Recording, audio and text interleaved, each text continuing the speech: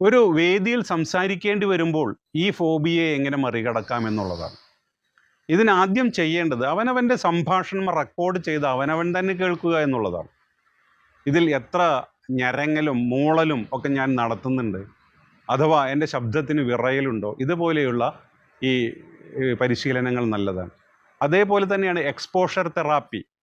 Exposure therapy എന്ന് പറയുന്നത് ആരും ഒരു സുപ്രഭാതത്തിൽ 1,00,000 പേരോട് സംസാരിച്ച് തുടങ്ങുന്നതല്ല. പബ്ലിക് സ്പീക്കേഴ്സ് ആരും ഒരു ചെറിയ ഗ്യാതറിങ്ങിൽ ഒരു ചെറിയ ആൾക്കൂട്ടത്തോട് സംസാരിച്ച് തുടങ്ങാനുള്ള ഒരവസരവും ഒഴിവാക്കാതിരിക്കുക എന്നുള്ളതാണ് ഇതിന് ചെയ്യാനുള്ളത്.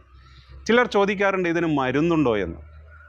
ഇതിന് ഈ ബീറ്റ ബ്ലോക്കേഴ്സ് പോലെയുള്ള മരുന്നുകളൊക്കെ ചില അവസരങ്ങളിൽ സൈക്യാട്രിസ്റ്റുകൾ നിർദ്ദേശിക്കാറുണ്ട്.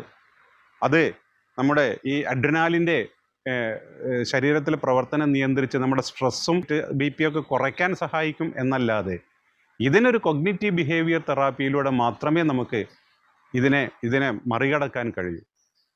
അതുകൊണ്ട് നിങ്ങളുടെ കുട്ടികളിൽ ആർക്കെങ്കിലും ഇതേപോലെയുള്ള സോഷ്യൽ ആങ്സൈറ്റി ഡിസോർഡർ ഉണ്ടോ എന്ന് തിരിച്ചറിയുക. അതിൻ്റെ പാട്ടിന് വിടാതിരിക്കുക. കാരണം പിൽക്കാലത്ത് ഇത്തരം സോഷ്യൽ ആങ്സൈറ്റി ഡിസോർഡർ ഉള്ള ആളുകൾ ഡിപ്രഷൻ്റെ പിടിയിലാകപ്പെടുന്നു. അവർക്ക് വിഷാദരോഗമുണ്ടാകുന്നു.